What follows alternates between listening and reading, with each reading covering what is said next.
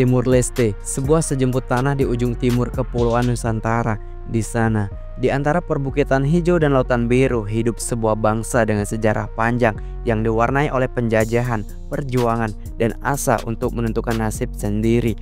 Sebuah bangsa yang gigih mempertahankan identitas dan kepercayaannya.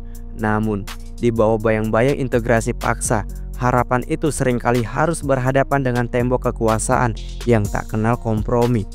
Pada suatu pagi di bulan November 1991, sebuah peristiwa tragis mengubah segalanya. Di sebuah pemakaman yang seharusnya menjadi tempat peristirahatan terakhir, suara doa dan nyanyian berubah menjadi jeritan dan harapan berubah menjadi darah. Ini adalah kisah tentang tragedi Santa Cruz, sebuah babak kelam yang memperlihatkan betapa rapuhnya kebebasan bersuara di bawah rezim otoriter, dan bagaimana satu momen kekerasan bisa membangkitkan kesadaran dunia. Sebuah kisah yang harus kita ingat agar kebiadaban ini tak akan pernah terulang, dan agar perjuangan untuk hak asasi manusia tidak pernah padam.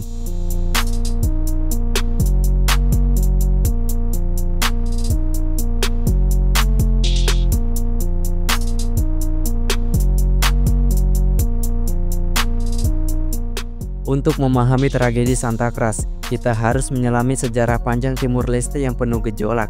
Selama lebih dari 400 tahun, wilayah yang kini kita kenal sebagai Timur Leste adalah koloni Portugis. Di sana, masyarakatnya mengembangkan identitas, budaya, dan bahasa yang berbeda dari sebagian besar Indonesia. Pada tahun 1975, ketika Portugal menarik dirinya dari koloninya, Timur Leste berada di persimpangan jalan. Dua kekuatan utama muncul, yaitu Frentilin yang pro kemerdekaan penuh dan UDT yang menginginkan integrasi terbatas dengan Portugal atau Indonesia.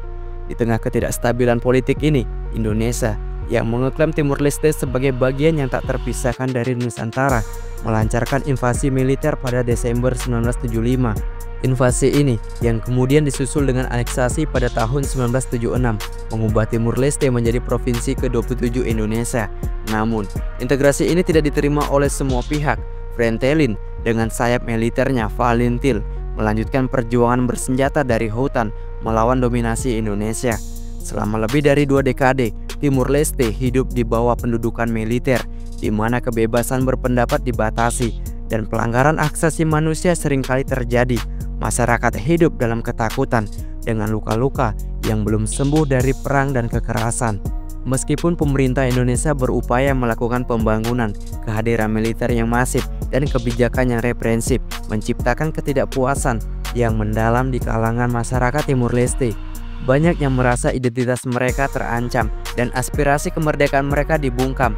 Di balik kedamaian yang semu, bara perlawanan terus membara, menunggu momen untuk menyala kembali. Memasuki tahun 1990-an, ketegangan di Timur Leste semakin memuncak. Generasi muda, terutama mahasiswa, mulai berani menyuarakan aspirasi kemerdekaan secara lebih terbuka, meskipun dengan resiko yang sangat besar. Mereka melakukan demonstrasi-demonstrasi kecil, menyebarkan pamflet, dan berusaha menarik perhatian dunia terhadap nasib mereka. Pada saat yang sama, dunia luar mulai menyoroti kondisi di Timur Leste.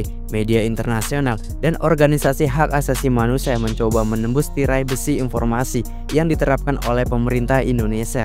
Kehadiran jurnalis-jurnalis asing seperti Amy Goodman dan Alan Nair dari Amerika Serikat menjadi sangat penting. Mereka datang untuk meliputi situasi di lapangan, berharap bisa menyebarkan kisah-kisah yang selama ini tersembunyi dari mata dunia. Pada bulan Oktober 1991, ketegangan semakin meningkat setelah sebuah insiden di gereja Monteldili.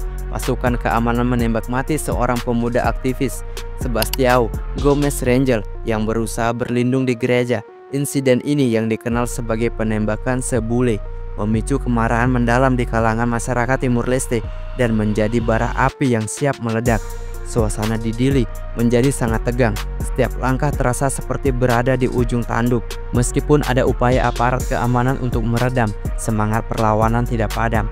Justru semakin banyak pemuda yang bertekad untuk menyuarakan protes mereka, bahkan jika itu berarti mengorbankan nyawa. Mereka tahu bahwa dengan kehadiran jurnalis asing, ada secerca harapan bahwa suara mereka akan didengarkan oleh dunia. Mereka menyiapkan sebuah aksi besar, sebuah protes damai yang mereka harapkan akan menjadi titik balik bagi perjuangan mereka. Selasa pagi, 12 November 1991, ribuan pemuda Timur Leste bersama para biarawati dan warga sipil berkumpul di gereja Motail Dili. Mereka mengadakan misa requiem untuk Gomes, aktivis yang tewas sebelumnya. Setelah misa, mereka berencana melakukan prosesi damai menuju pemakaman Santa Cruz, tempat Gomes dimakamkan. Ini adalah aksi solidaritas, sebuah pernyataan damai yang disaksikan langsung oleh jurnalis asing. Prosesi bergerak tertib, membawa spanduk-spanduk dan bendera Timur Leste yang terlarang, menyuarakan tuntunan kemerdekaan. Semangat mereka membara, dipicu oleh harapan bahwa dunia akan melihat penderitaan mereka. Namun, di gerbang pemakaman Santa Cruz, mereka diadang oleh barikade aparat militer Indonesia yang bersenjata lengkap. Suasana sangat tegang. Para jurnalis asing berada di garis depan, merekam setiap momen. Tiba-tiba, tanpa peringatan, tembakan dilepaskan. Peluru-peluru panas menghunjam kerumunan yang tak bersenjata. Massa panik, berusaha menyelamatkan diri, namun banyak yang jatuh tersungkur di tanah pemakaman yang kudus itu. Teriakan kesakitan, rintihan, dan tangisan memenuhi udara. Darah membasahi jalan setapak dan makam-makam. Kekacauan luar biasa terjadi. Ini bukan lagi sekedar pembubaran demonstrasi, ini adalah pembantaian. Para tentara terus menembak, memburu para demonstran yang panik. Mereka yang berusaha melarikan diri pun dikejar dan diserang. Jurnalis Nair dan Goodman juga menjadi korban, dipukuli oleh tentara saat mencoba mendokumentasikan kekejaman itu. Namun, Max berhasil menyembunyikan rekaman videonya di antara nisan-nisan makam, sebuah rekaman yang kelak akan mengubah sejarah. Jumlah korban yang sebenarnya hingga kini masih menjadi perdebatan dan kontroversi.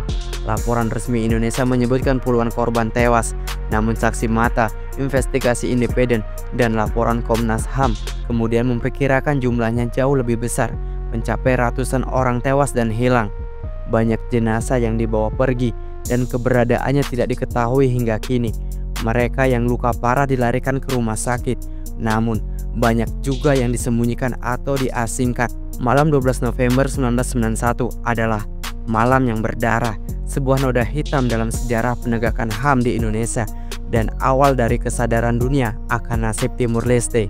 Pasca tragedi Santa Cruz, pemerintah Indonesia segera mengeluarkan pernyataan yang menyangkal adanya pembantaian dan menuduh para demonstran sebagai provokator. Media massa di Indonesia yang dikontrol ketat hanya menyajikan narasi tunggal yang mengaburkan fakta. Namun, kebenaran tidak bisa dibungkam selamanya. Rekaman video yang berhasil diselamatkan oleh Max adalah titik baliknya. Cuplikan-cuplikan yang mengerikan dari pembantaian itu berhasil diselundupkan keluar Timur Leste dan ditayangkan oleh televisi-televisi internasional. Dunia terhenyak, jutaan pasang mata menyaksikan dengan terkejut dan marah betapa brutalnya kekerasan yang terjadi. Citra Indonesia di mata internasional langsung terpuruk dan dukungan terhadap perjuangan Timur Leste pun melonjak. Tekanan internasional terhadap Indonesia meningkat drastis. Perserikatan bangsa-bangsa, organisasi hak asasi manusia, dan berbagai negara mulai menuntut investigasi menyeluruh dan pertanggungjawaban. Laporan-laporan independen dan investigasi Komnas HAM kemudian mengonfirmasi adanya pelanggaran HAM berat dalam insiden ini. Beberapa oknum militer sempat dibawa ke pengadilan militer, namun banyak yang menganggap prosesnya tidak transparan dan hasilnya tidak memuaskan. Tragedi Santa Cruz menjadi momentum penting yang mengubah persepsi dunia terhadap konflik Timur Leste. Ia membuka mata dunia terhadap penderitaan rakyat Timur Leste dan memicu gelombang dukungan internasional untuk kemerdekaan mereka. Tokoh-tokoh Timur Leste seperti Zanana Gusmao dan Jose Ramos Horta semakin gencar menyuarakan aspirasi rakyat mereka di panggung global, memanfaatkan momentum ini untuk memperjuangkan hak penentuan nasib sendiri. Meskipun keadilan penuh bagi para korban belum tercapai, tragedi Santa Cruz adalah pemicu yang tak terbantahkan. Ia mempercepat proses yang pada akhirnya membawa Timur Leste pada referendum kemerdekaan pada tahun 1999 dan akhirnya meraih kedaulatan penuh pada 2002.